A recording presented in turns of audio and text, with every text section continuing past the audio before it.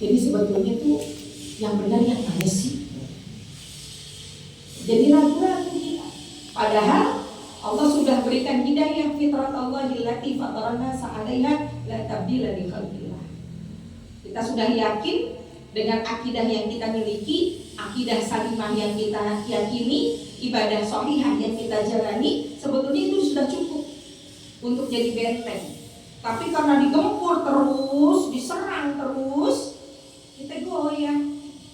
Dikasih beras arung, beras yang bagus. ya Bu.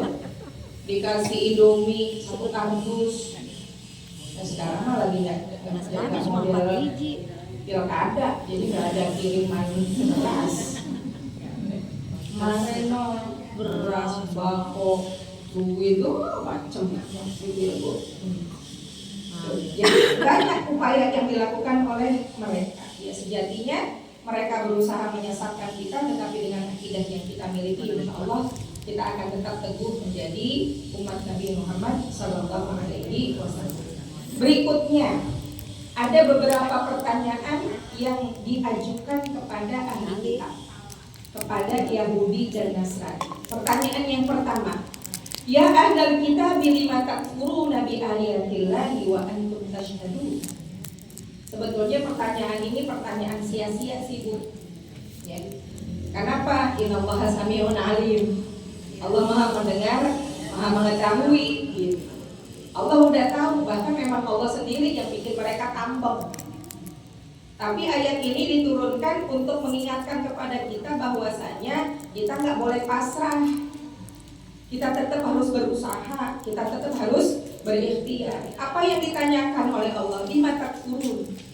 Kenapa kamu tetap mengingkari ayat-ayat Allah padahal kamu mengetahui kebenarannya? Jadi ahli kitab itu mereka kan diberikan Taurat tuh. Isi Taurat itu benar, Taurat yang asli ya. Tetapi karena isi Taurat itu tidak sesuai dengan keinginan mereka, maka diubahlah isi Taurat itu.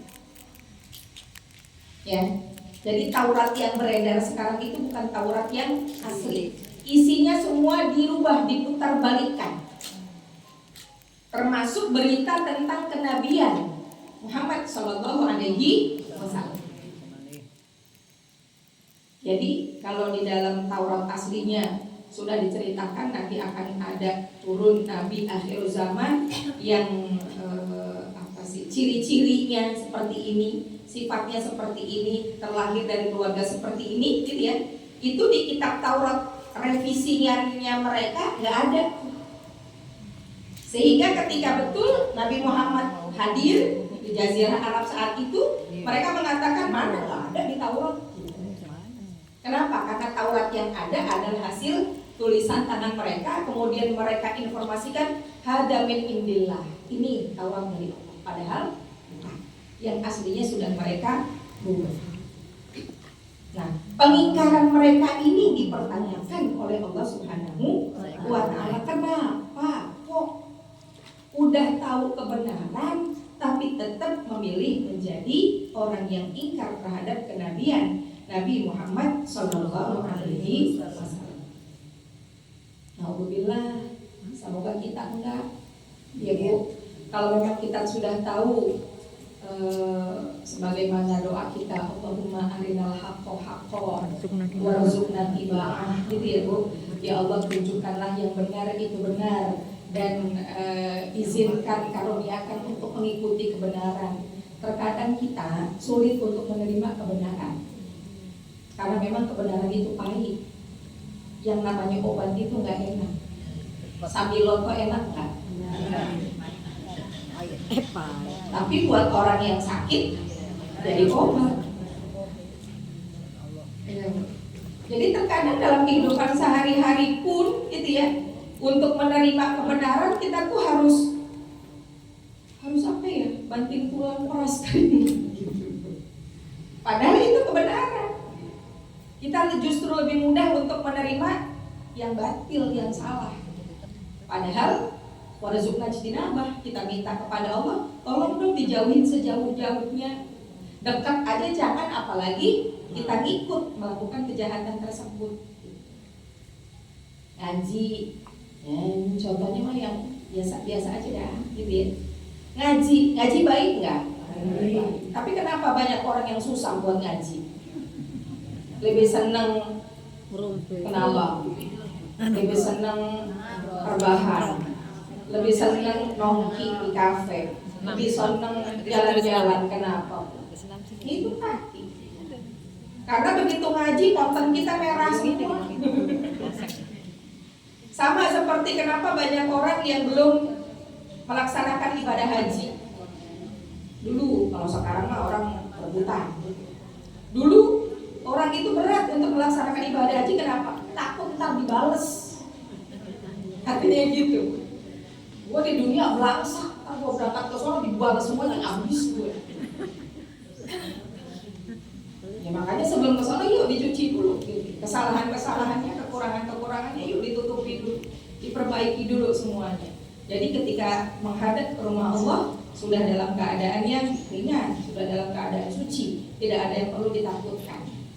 Dan ketika sampai di sana pun tidak boleh ada sedikit kesombongan yang kita bawa. Sedikit saja kesombongan kita bawa, sadaqallahul adzim. Ini saya ceritain lagi dah, bosan-bosan lah. Waktu saya umroh nih sama beliau nih, Mas Buddha. Ya Bu.